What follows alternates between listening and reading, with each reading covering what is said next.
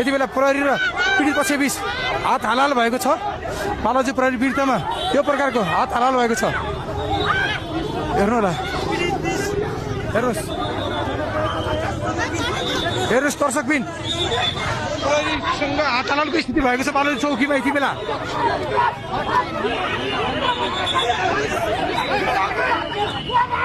बालाजु प्रहरी विरुद्धमा यति बेला लफडा परेको छ प्रहरीसँग।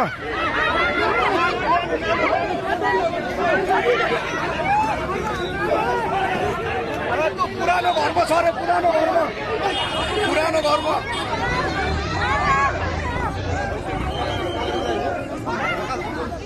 प्रहरी र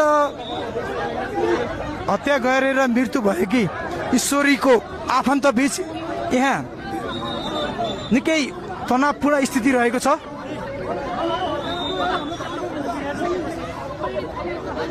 पीडित आफन्तहरू निकै आक्रोशित हुनुहुन्छ।